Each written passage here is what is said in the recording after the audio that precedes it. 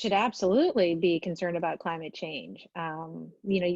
Diseases, you can have a vaccine, hopefully, but climate change is needs to be addressed as well. And frankly, climate change is going to make us more susceptible to pandemics like this in the future. So they go hand in hand.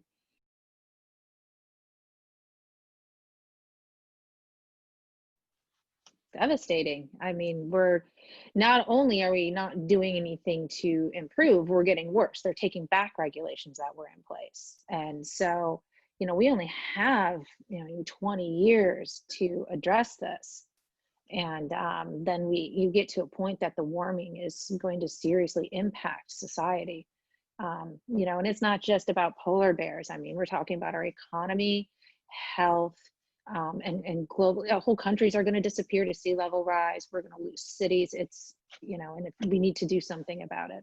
The federal government isn't pushing for policies or transformations that could help the way a lot of state governments are and city governments. So things are happening, a lot's still happening in the US, but the federal government is not leading the way.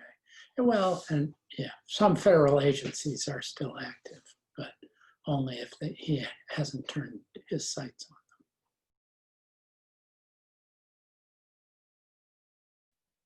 Yep. You can directly relate the intensity of the wildfires that we've seen over in California in recent years and out west generally to climate change. I mean, the fact that the fires happen, they happen naturally, but they're so big now and so frequent because of the dryness that's being exacerbated by climate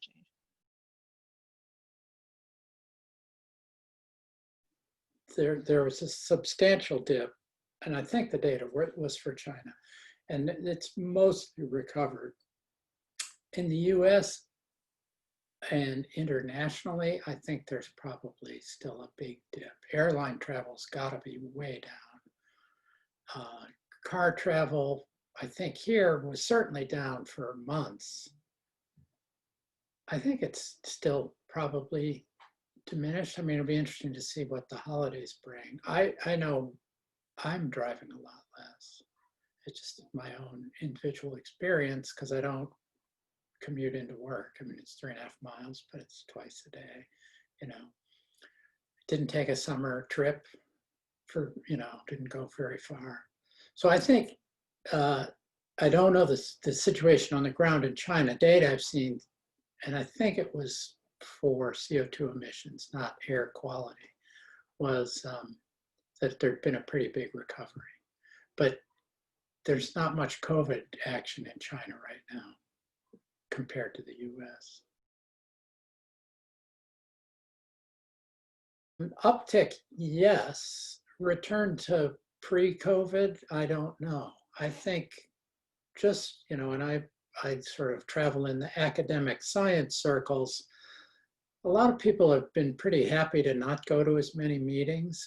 And I think the ability to do online and virtual meetings has the technology has improved a bit and will continue to improve. People's acceptance of it has increased. I suspect those won't return to the levels they were at. Personal travel certainly might. Commuting, I don't, if you're a big business who had a lot of rent for office space in Boston that's very expensive, you might say, I don't really need to pay for this, things work fine. So I could see a pretty significant change. I don't know if it'll happen. But so a spike, I mean, I wouldn't see a big overshoot spike. I could see things returning closer to normal, possibly. But I think business travel will be down.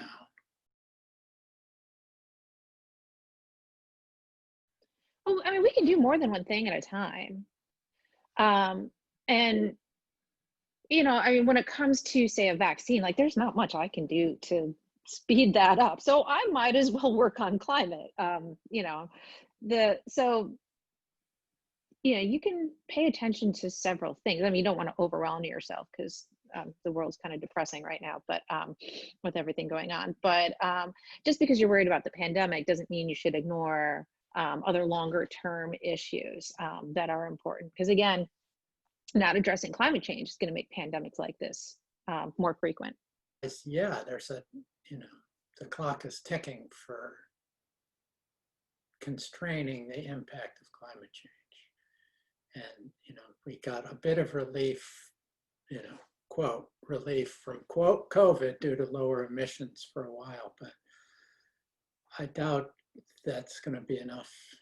You know, it's not a big, I don't think it's a huge change. And so, yes, I think attention should be turned to that.